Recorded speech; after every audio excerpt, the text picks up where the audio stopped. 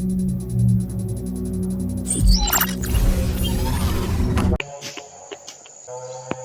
habang bata pa, magtanim na tayo ng mga prutas para pagtanda natin ay makakain yung mga anak natin. So ito po yung itatanim ko, rambutan at saka may lansunis. Ang unang itanim natin ay lansunis.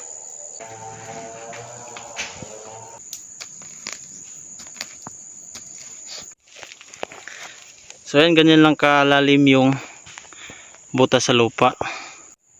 At magpasalamat din ako sa videographer ko, si My Love. Yan. Balang araw makakain din tayo ng prutas pagtanda natin. So yan, hawakan mo na.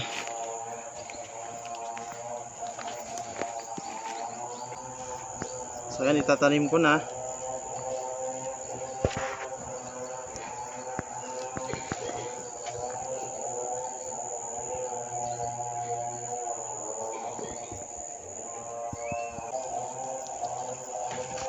So yan.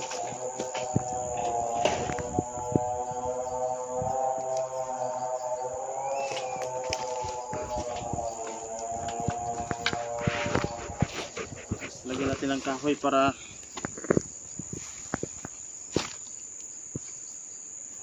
yan. Tsaka magtanim din tayo ng niyog. Ito. Dito natin itanim.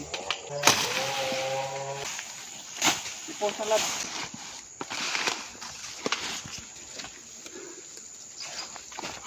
So sa pagtanim ng niyog, ituro ko sa inyo kung ano yung proseso sa pagtanim.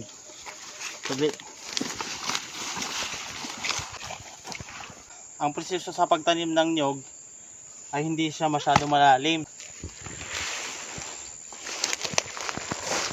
Yan. Yan lang.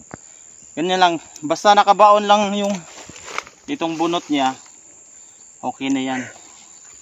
Yan, ganyan. Ganyan lang siya. Yan.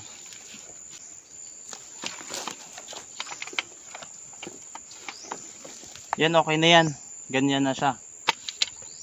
So lagyan natin ng kahoy.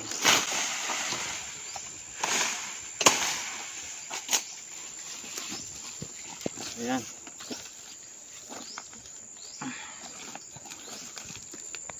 So ang purpose nitong kahoy na to, para pag maglinis kami dito sa damuhan, hindi siya agad matamaan.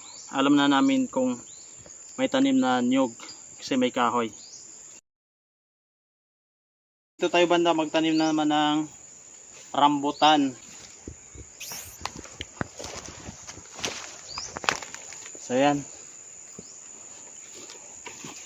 Isama ko na lang din to yung maliit.